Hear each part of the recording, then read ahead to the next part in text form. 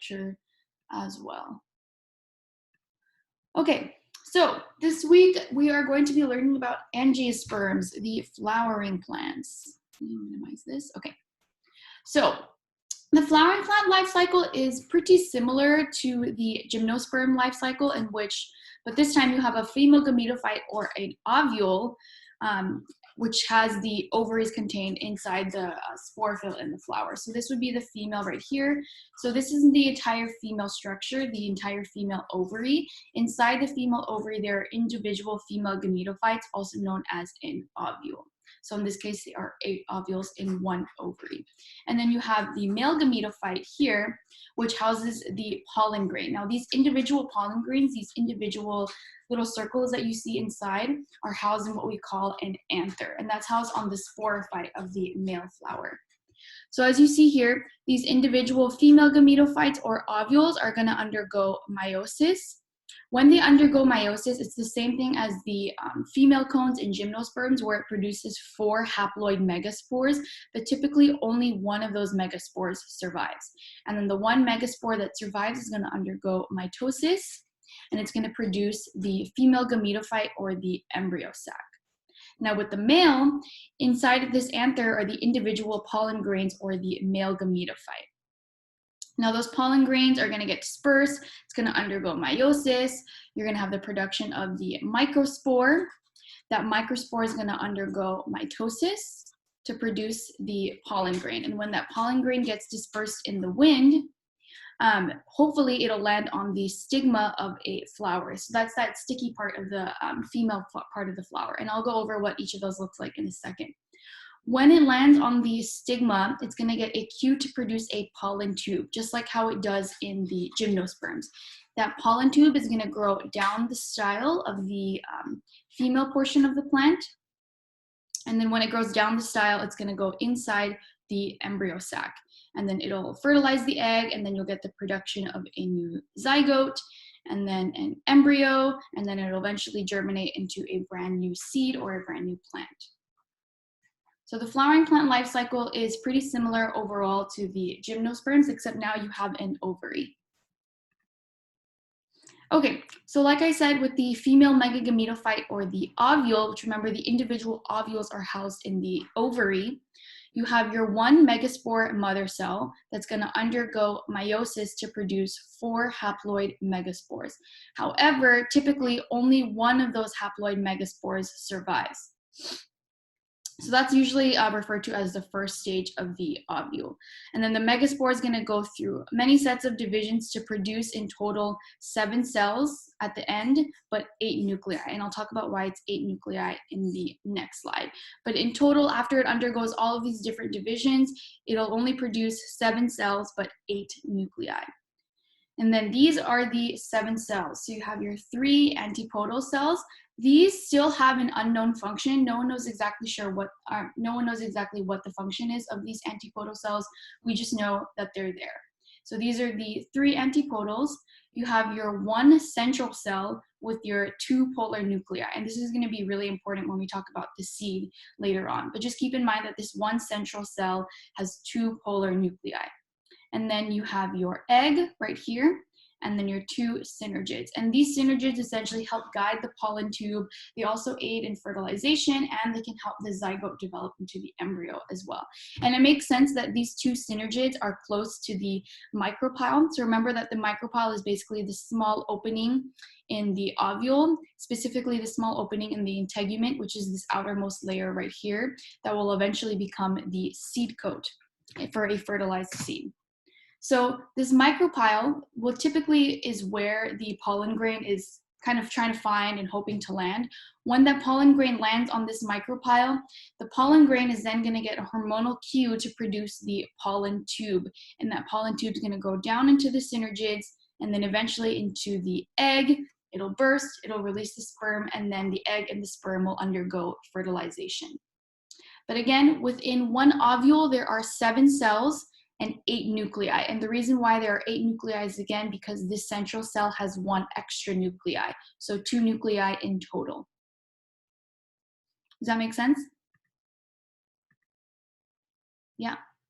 Okay. Okay, so we're gonna move on. So last week I talked a little bit about double fertilization, especially with the Nitales, because remember how I talked about with the Nitales, even though they are a group within the conifers, they were actually thought to be the most common, or the sister lineage to the angiosperms. And the reason why is because they have double fertilization. Now, double fertilization is a uniting trait of all flowering plants. Every single flowering plant has this, whether it's a monocot, a dicot, or a basal angiosperm, they all undergo double fertilization.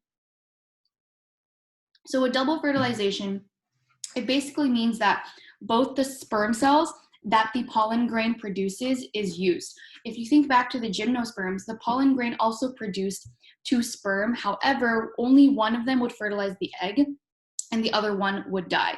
In this case, the one sperm will fertilize the egg, but the other sperm is going to unite with the polar nuclei, the central cell with the 2 polar nuclei, to form a triploid endosperm.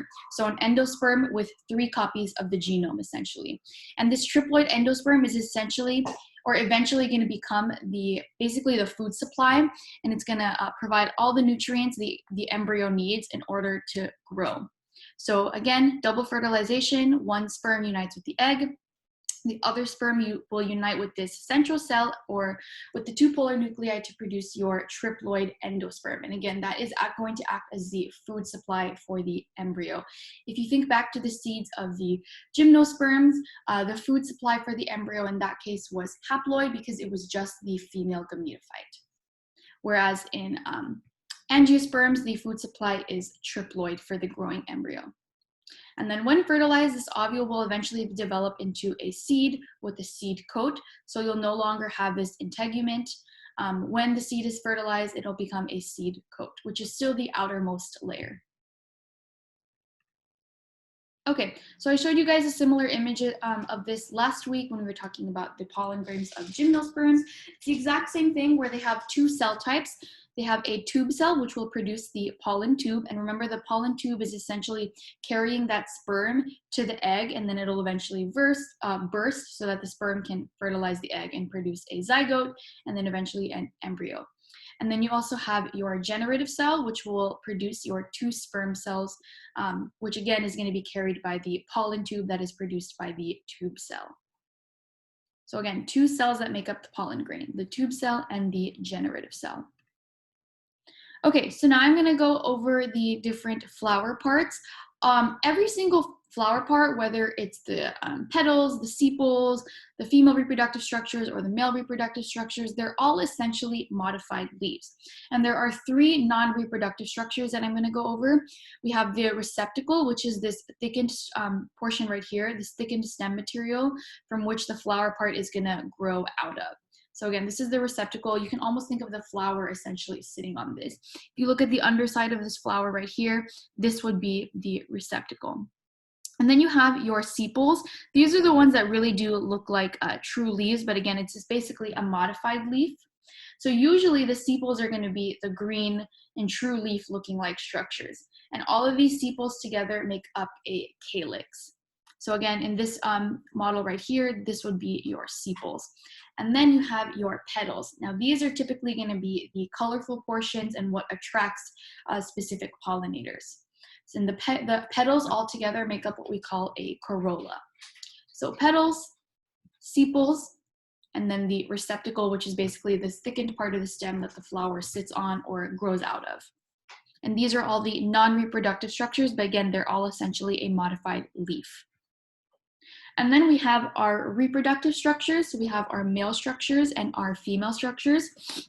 Keep in mind, because this one flower has both the male structures and the female structures, this is also called a bisexual flower because it has both the male and the female structures on one flower. So the male structures, also known as a stamen, has 2 parts to it. You have your anther, which is going to have the pollen sacs, which house the pollen grains.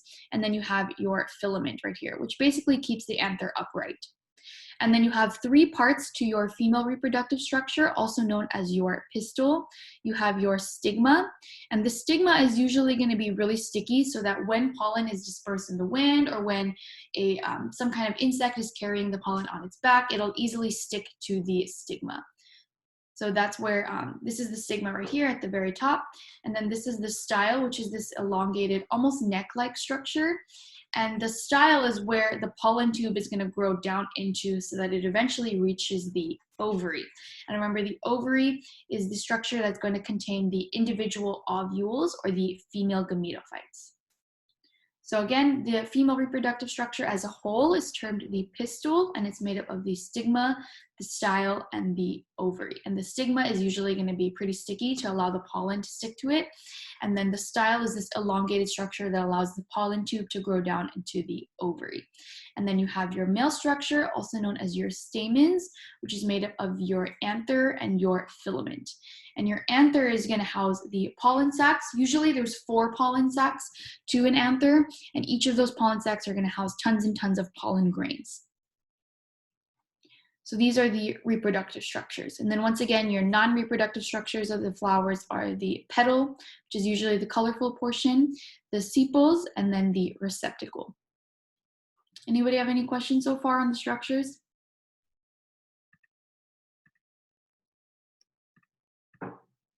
Okay, cool.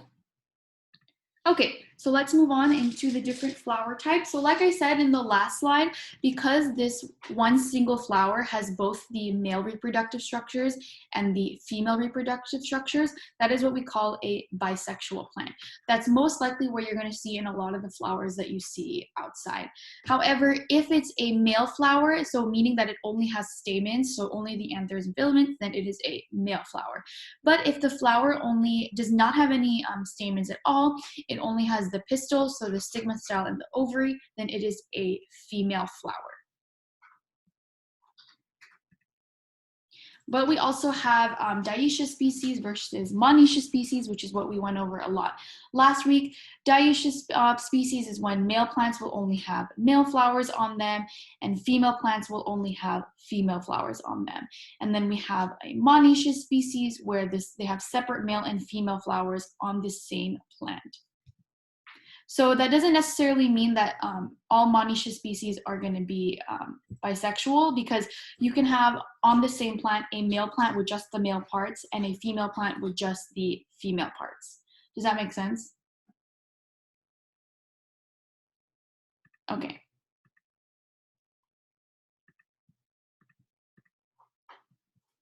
Okay, so now we're going to go into specialization in flower form. Mainly, we're going to be talking about pollinators. Now, this is not strict at all. Like, for example, bees, they'll pretty much pollinate anything. But again, just some general rules of thumb, but it's not strict at all whatsoever. Okay, so pollinators typically co-evolved with flowers, selecting for certain traits. For example, long-throated flowers were typically selected for by birds, especially birds that had a really long beak, as well as bats and moths. So typically flowers that have a really long tube are usually going to be for some kind of insect or bird that has a long throat involved with it.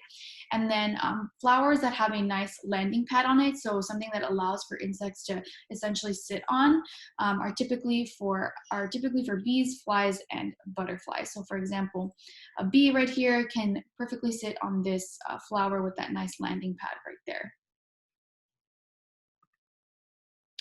Colors can also attract certain pollinators as well. As you guys know, red will usually attract birds and butterflies. Red specifically will usually attract hummingbirds. White will typically attract moths and beetles. Blues will typically attract bees, yellows as well, and then orange, pinks, and purples will typically attract butterflies. Now, like I said, this is not strict at all, because I have seen bees pollinate literally everything. They will pollinate every flower and any flower that they can get their hands on. So like I said, this is not strict. This is kind of just a general rule of thumb. But what's really cool about flowers is that sometimes they produce nectar guides, which are essentially these patterns on the petals. So if you look at this, I believe this is a foxglove right here. They have like this nice red, like speckled pattern on their flowers. And that's typically to guide the pollinator inside to get hold of the pollen and the nectar. Okay, so like I said, the flowers with more of like a long tube are typically for like birds that have that nice long beak. And then we have this guy, I believe this is Datura retii I think it is, not 100% sure. And then we have this nice bee right here pollinating a aster on that nice landing pad right there. Again, not strict at all, just general rules of thumb. And then some more pictures of some flowers and their specific pollinators. We have a rat. It's not really pollinating. It's more of just able to spread out the pollen because it's able to kind of walk on this inflorescence. Some of the pollen kind of sticks to its back. So when it starts moving around, it's able to disperse that pollen even more. Got some birds, butterflies. Again, butterflies really like that nice landing pad. So a lot of asters are what butterflies usually pollinate. If you guys didn't know, butterflies actually typically will grow on milkweed. So if you guys plant any kind of milkweed, you're really helping out those butterflies in terms of migration and dispersal, stuff like that. And then we have the famous Birds of Paradise, which we have growing all over campus. It essentially allows the bird to kind of sit on this throat right here. I believe these are actually the modified sepals. And when the bird sits on it, it essentially releases more of that pollen.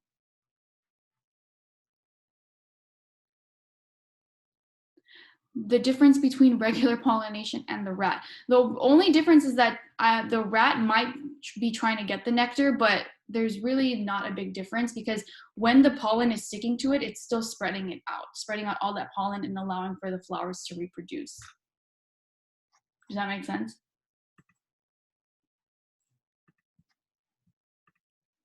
Okay, so now we're going to be going over different inflorescences. There's tons of different inflorescences, which essentially means how the flowers are kind of clustered together and arranged on a stem. But we're only going to be going over two, which is the raceme and the head or the capitula. Now the raceme, there are a couple of species in the mint family that has this type of inflorescence. And what that pretty much means is that it has indeterminate growth. So the flowers are going to be continuously produced and formed. So usually with the raceme, your older flowers, your more mature flowers are going to be at the bottom, and then your younger flowers are going to be at the top. So if you look at a raceme, typically the ones at the top are just going to be flower buds. They haven't completely opened yet, whereas the ones on the bottom, the older flowers are going to be completely mature already. They're going to be open. They'll have developed petals and sepals, etc. And then we have a head or a capitulum where it produces two kinds of flowers, so multiple flowers arranged on a flat receptacle. So this is typically what you see in the Asteraceae or the sunflower family. Now, I'm sure most of you guys, maybe all of you guys, will usually think that with sunflowers, this entire structure or this entire flower is one flower, when in reality, each of these petal-like looking structures is actually one flower. So this is one flower, and then this is another flower. This is actually what we refer to as a ray flower. And then these in the center are actually also individual flowers, and these are what we call disc flowers. So typically a head or a capitulum will produce two types of flowers, and usually actually the ones to the outside, so the outermost flowers, the disc flowers, are usually the older flowers. So that's where most of the sunflower seeds are come from, because those are usually bigger. And then in the center, those are typically the younger disc flowers. So those seeds will typically be smaller. But sunflowers are all in inflorescence. It is not one flower. It's basically a conglomeration of tons and tons of different flowers. Does that make sense? Okay. Okay, so now we're gonna go over germinating seeds. There's really not much I need you to get out of this besides the fact that the radicle is the first formed root. So when a seed germinates, the part that's going to be produced first is your radicle. So that's your first formed root. And then from your radicle, then you'll get the production of your cotyledons eventually. And then when you get your cotyledons, the portion below your cotyledon is termed your hypocotyl or your hypocotyl. And then above your cotyledon is your epicotyl. These are your cotyledons right here, also known as your seed leaves. And then you also have your true leaves at the top. And then here you have your meristem. But yeah, so when a seed germinates, the first part that is produced is your radicle. And as it continues to grow, you get the production of your hypocotyl, and then which is the portion below your cotyledons, and then above your cotyledon is your epicotyl. Okay, so now we're going to be going over fruits. So the fruit, the part that you actually eat is essentially fleshy sporophyte tissue. And the fruit is essentially your mature ovary, and then the seeds are basically your mature ovules. So if you think back to the, we have a chat.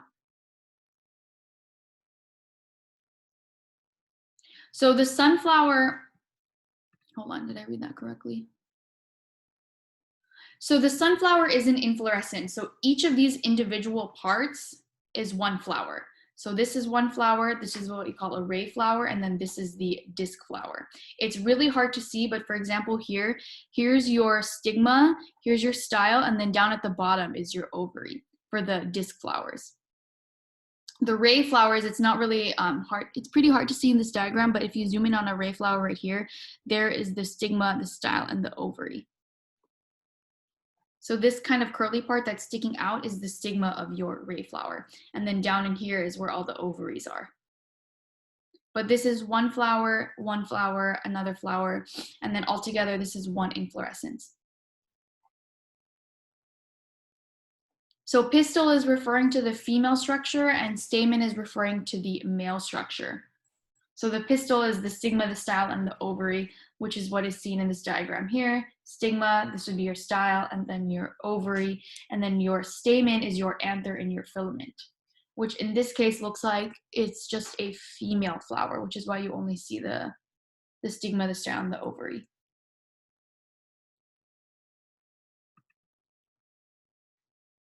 Any more questions? Okay. Okay, so now we're gonna go into fruit. Like I said, a mature ovary is the fruit, and then inside the fruit are the seeds, and the seeds basically came from your ovule. So I'm gonna go over all the different fruit types. First, we're gonna go over the berry, because this is the most common fruit type. Now, if you thought strawberries, blackberries, raspberries were true berries, they are not. Berries are completely, or those berries that you thought were berries were actually something completely different. Berries are basically when all or most of the pericarp, so all or most of the outer layer is fleshy. So one good example of a berry is a tomato. All the peppers, like bell peppers, jalapenos, those are true berries. Bananas are true berries. The only berry that's actually a true berry are blueberries. So again, that's basically when all or most of the pericarp, so that outer layer is fleshy. Pomegranate is an unusual berry where you have your persistent calyx, meaning that your sepals are basically still intact, and then you have a more of a fleshy mesocarp, and then you have your individual seeds still intact here too. But it still has that fleshy but more leathery outer layer. And then we have subdivisions of the berry where we have a pepo. So this is a berry with a hard or a thick rind. One example is the watermelon. We also have the wild cucumber, Mara macrocoppa. That's a good example of a pepo as well. So cucumbers, squash, pumpkins, those are all pepos, but they are still technically a berry. It's just a subdivision of berries. So it's a berry with a really hard or thick rind. So basically a really hard outer layer and a fleshy mesocarp. So the mesocarp is the part that you eat. And then we have Hesperidiums, again, still a type of berry, but it's basically a berry with a really leathery rind, so a really leathery pericarp. So this is basically like all your citrus fruits. So grapefruit, oranges, lemons, limes, these are all considered Hesperidiums, but again, it is still a type of berry. It's just a berry with a leathery rind. So Hesperidium and pepos, again, are a type of berry. Pepo just means a really hard rind, again, like a watermelon or a pumpkin. And then Hesperidium is, again, a type of berry, but again, with a leathery rind. So these are mainly your citrus fruits. And then we have drupes. So this is completely separate from berries. So these are all your stone fruits. So your cherries, your peaches, your apricots, These are all drupes. So basically with the drupe, you have a really stony endocarp, but this is not the actual seed. The seed is housed within this stony endocarp. So again, the stone part of the fruit that you usually don't eat. And then you have your fleshy mesocarp, and then you have your exocarp, which is the skin, which usually you can't eat, especially with stone fruits. Another good example of a stone fruit is an avocado. So the pit, the part that you take out of the avocado usually, that would be your stony endocarp. Okay, now we're gonna get into what strawberries and raspberries actually are. So this is what a strawberry is, essentially an aggregate fruit. So it's many ovaries that kind of come together, but they're derived from a single flower. So one flower with multiple ovaries. When those multiple ovaries kind of come together and they mature, they form one single fruit. So if you look at a strawberry, the leafy part that you usually don't eat, unless you do eat it, I don't judge. But if you eat it, if you don't eat it, this is basically the calyx or your sepals. And then all of this together is multiple ovaries from one single flower. So for example, this was the ovary of one flower, another flower, etc. So on and so forth, that kind of aggregated together to form one single fruit. So multiple ovaries, but from a single flower.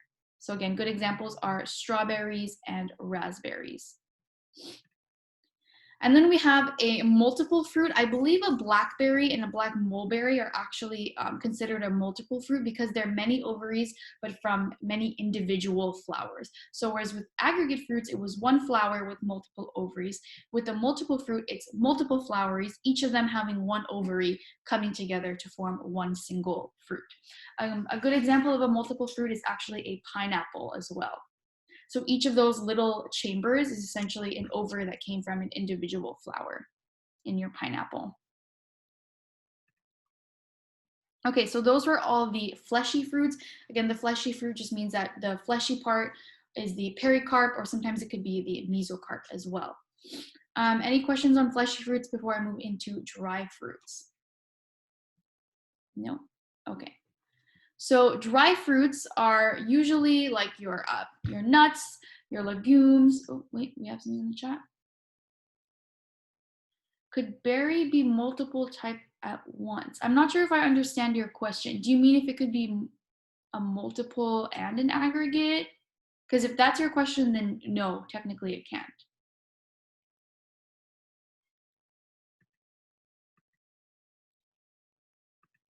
Does that answer your question? Because with multiple fruits versus aggregate fruits, like I said, aggregate fruits come from one flower, but with multiple ovaries, and then they kind of aggregate or come together to form one single fruit. Versus a multiple fruit, it's an ovary, it's a bunch of different flowers, each with one ovary that come together to form one fruit. So multiple fruit, multiple flowers, aggregate fruit, one flower with multiple ovaries. Okay. So now we're going to go into dry fruits. The only thing I really need you to get out of this is that there are dehiscent dry fruits and indehiscent dry fruits. So dehiscent dry fruits will split open at maturity and fling their seeds outwards, versus indehiscent fruits do not open at maturity. These are the dry fruits that you typically have to force open. For example, like a hazelnut, you usually have to force those open, or wheat. But these will not open at maturity, and they're usually going to be carried by animals or wind, or sometimes even water as well. So dehiscent dry fruits, a lot of these are your peas, like legumes. They usually have one split down the center. Cabbage will usually have dry fruits as well. A lot of nuts are actually dehiscent dry fruits as well. Okay, so now we're going to go into the 3 different angiosperm groups. So we have the basal angiosperms, the monocots, and the eudicots. And the unifying traits that kind of put all the angiosperms into the group that they are is because they have the triploid endosperm, which again was a result of double fertilization.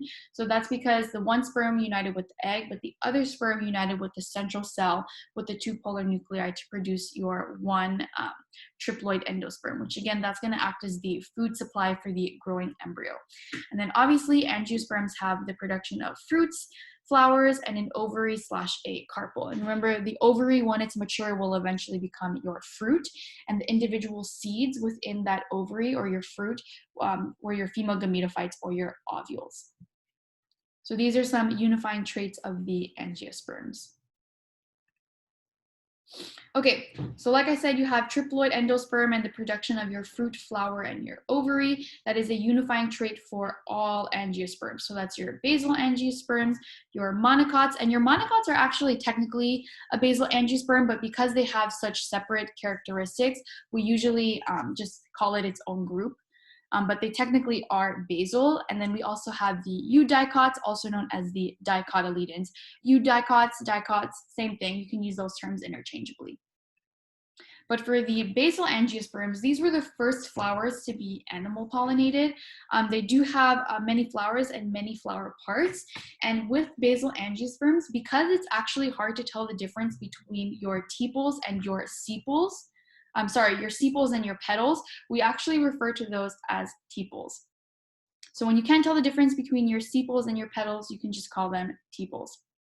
With basal angiosperms, they will usually have tons and tons of stamens. So basically an indeterminate number of stamens. So all of these right here are your stamens, and then right here in the center will be your female reproductive structure. So this is a magnolia. Here we have liriodendron, nymphea, which is your water lilies, are also a basal angiosperm. And typically their flower parts, their tepals, are going to be helically arranged as well. And with basal angiosperms, usually their flower parts are actually going to be in multiples of 6. So again, basal angiosperms, really hard to tell the difference between your sepals and your petals, so we usually just refer to them as tepals. Okay, so now we're going to go over the monocots. The synapomorphy, or the one unifying trait for all monocots, is that they have one pollen furrow, so one pore, one hole basically in their pollen grain. So like I said, these are technically also considered basal angiosperms, but because their traits are so different from the basal angiosperms like your magnolia, liriodendron, your water lilies, etc., we kind of separated them into its own group. But now their flower parts are in 3s, so usually they'll have 3 petals and then 3 sepals right below it. They have one pollen furrow, so a pollen grain with usually only one pore in it. They'll usually have parallel leaf venation, so meaning that their leaf veins are parallel to each other and they usually don't branch off. And then one cotyledon or seed leaf, we have a typo there, oops.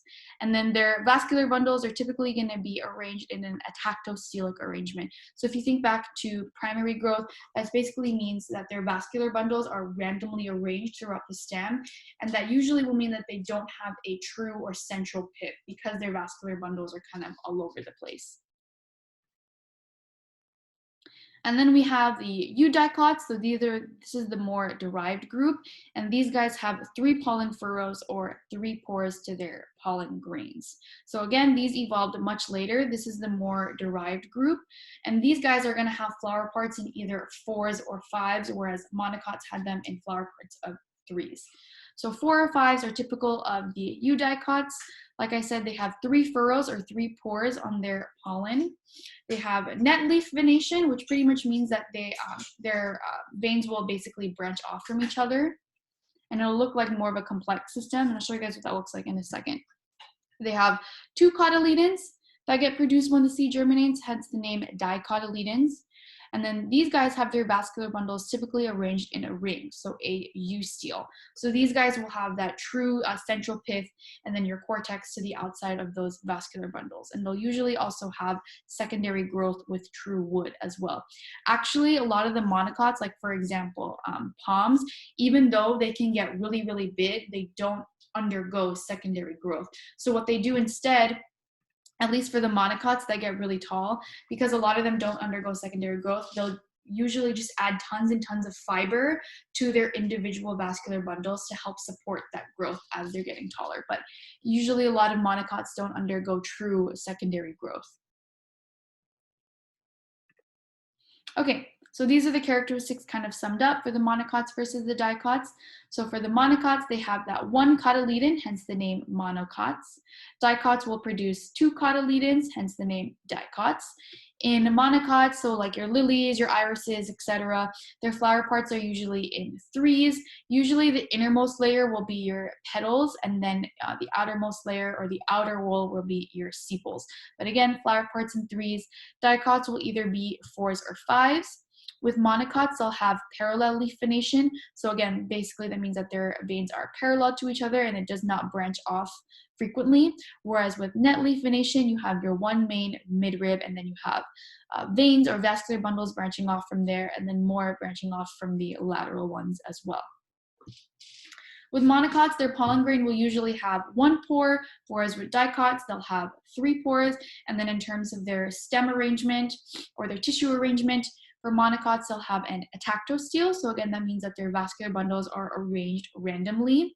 And again, really no true pith here. There is a ton of parenchyma in between these individual vascular bundles, but again, there's really no true central pith with an atactostele. And then you have your eustele, which is typical of dicots. So again, vascular bundles are arranged in a ring. You have your central pith here, and then you'll also have pith rays in a eustele, which means basically parenchyma in between the vascular bundles, and then your cortex to the outside of those vascular bundles. Again, keep in mind, not a lot of monocots undergo secondary growth as well.